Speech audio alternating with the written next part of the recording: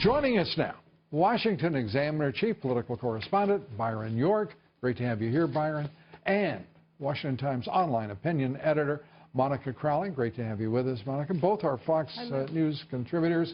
Just talking with the head of the Republican Party in Florida. He feels obviously very good about the prospects. The margin, as we look at these polls, is very, very close. Yes, and Donald Trump always has the opportunity to say Florida is his second home. He has Mar-a-Lago. He has spent a lot of time there. He's got some business there as well. I think he's going to carry Florida. I think it's going to be by a more substantial margin than what we're seeing in these poll numbers. When Florida comes in early, if it in fact does go to Donald Trump, he is in this game. If it doesn't go to Donald Trump, he loses. I mean, that's all there is to it. That's correct. You start with 206 from Mitt Romney. You add 29 to Florida, you're already at 235 right there. So, I mean, Florida is the single biggest prize. Of the three that he really has to win, Florida, North Carolina, Ohio, Florida's way the biggest. Way the biggest, and it's unclear to me how successfully Hillary Clinton has been in campaigning there. They've both spent some time, no question, but her connection with Florida, he seems like he would have at least a slight advantage, and he outperformed certainly there in the primaries. Yes, but Mrs. Clinton, to Byron's point, Mrs. Clinton can win the presidency without Florida. He cannot. So it is a must-win for him. He's spent a great deal of time there, and I do think he's going to pull it out. But you are hearing a lot of talk about greatly increased Hispanic turnout in early voting, the assumption being that's an anti-Donald Trump vote. That assumption has been a talking point throughout the day, and I have noticed that in a number of places. But as Blaze pointed out, in Golia, the head of the GOP in Florida, Blaze points out, you know, Cuban Americans are tilting, and by a strong margin.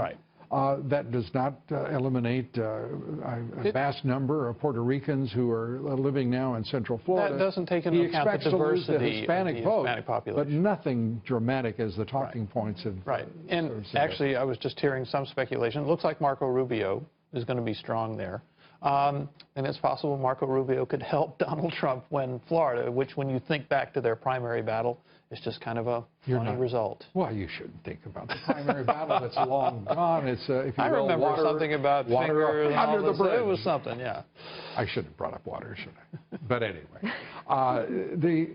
the prospects in North Carolina have also brightened for the Trump campaign. Yes.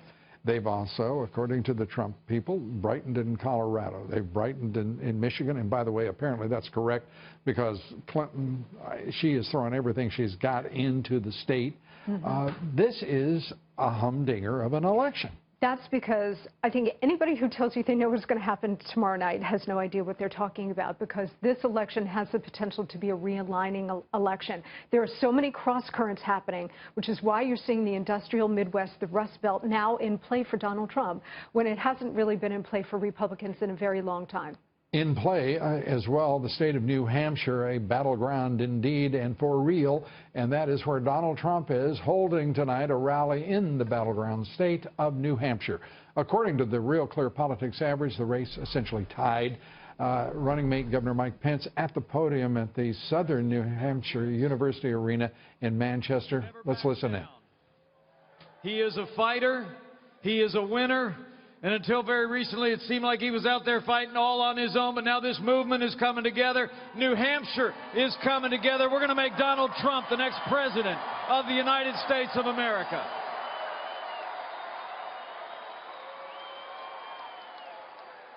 You know, I really do believe that Donald Trump literally embodies the spirit of America. You with me on that? I mean, strong, freedom-loving, independent, optimistic, and willing to fight every single day for what he believes in and for what will make America great again.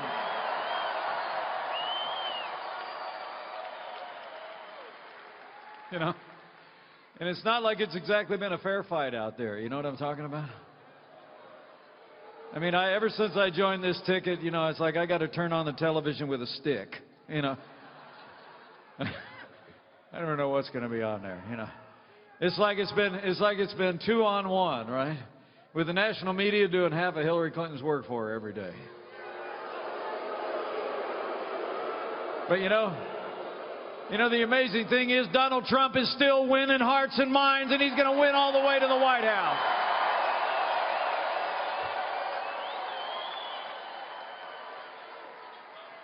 It was kind of fun to watch about a week ago. Do you remember seeing all those TV shows about how this campaign was all rolled up? Remember? It's all but over. Hillary Clinton was out there naming cabinet appointments or something. She was measuring curtains in the Oval Office. And then, well, now, this is a lot of fun listening to Governor Pence talk about you can tell they're feeling pretty good about where they are tonight in this campaign, as are all of the folks at the rally, and they're all awaiting, of course, no offense to Governor Pence, but for the top of the ticket, Donald Trump. I want to bring you guys back into this conversation. He's talking in Michigan. He's talking in New Hampshire. He's talking in Nevada, crisscrossing the country. We haven't seen this kind of energy from a presidential candidate since, I'm going to argue, John F. Kennedy. And it's really remarkable. I knew he was going to finish in New Hampshire because he has such a feeling for New Hampshire. It was his first really big, his first victory, and it was a really big victory. So I was not at all surprised. New Hampshire. Not at all surprised when we found out they were going to close up in New Hampshire, and then they added another rally tonight, I think at 11 p.m. In Michigan, which gives you an idea. They really, really think they can make some progress there. And if there's a state in this country where his message on the global elites trashing our middle class, which hasn't grown in 30 years, it's been dwindling, that's where the American dream lives. And Michigan is, I just can't even imagine why it was ever a question about whether that message would not work in Michigan. You know, Donald Trump has done something really smart over the last couple of weeks. He has stayed focused, but he's kept his focus message simple, and he's also kept it consistent with the nation's core values. He's been talking economic populism, which is what's resonating in the industrial Rust Belt, the trade issues and so on. Job creation, yes. He's been talking about law and order. He's been talking about restoring a strong national defense and defeating the corrupt rigged system, which the Comey-Hamlet-like deliberation over the last 10, 11 days when you say has actually now, people are going to shudder. And you know what's interesting, Lou? Yesterday, when this last Hamlet-like deliberation came from Comey, Mrs. Clinton was out totally energized, and I thought, as a visceral reaction, no, this is going to help Donald Trump, because it feeds right into his core message that the system is, in fact, corrupt and rigged. I have been to a Trump rally in Michigan. It was during the primaries, and there's an extra connection there when he talks about Ford taking jobs to Mexico. Obviously, that hits harder in Michigan than anywhere else in the country. The danger for Trump is that that's kind of anecdotal. You know, you go there and the crowd is louder than anywhere else, and they're really intense, so you think, well, they got to love me. And you still look at the polls, and it's a very difficult lift for Trump. It is, well, the polls now are tied up in the most recent poll. So the lift is eased, at least in the view of one polling organization. We'll find out whether they know what the heck they're talking about. But watching the enthusiasm today, whether it was Sarasota, Florida, I mean, those aren't people cheering. I mean, it's a booming, rocking assemblage of thousands of people whose energy seems to have only increased over the course of the last couple of weeks. This has been true for Donald Trump throughout the primaries. Whether it matters or whether it means anything, we're going to find out tomorrow. This is not just a new phenomenon. This has been true for Donald Trump for a year and a half since he first announced for president. Well, I'm talking about the booming nature of this thing. I mean, it was at a level, a decibel level I haven't heard. And you know what? You know what that tells me, Lou? That he has created an emotional bond with voters, which is something that money cannot buy, and that's something that Mrs. Clinton does not have. You know what else he's done, Byron? He always talks in the first person plural. He talks about us.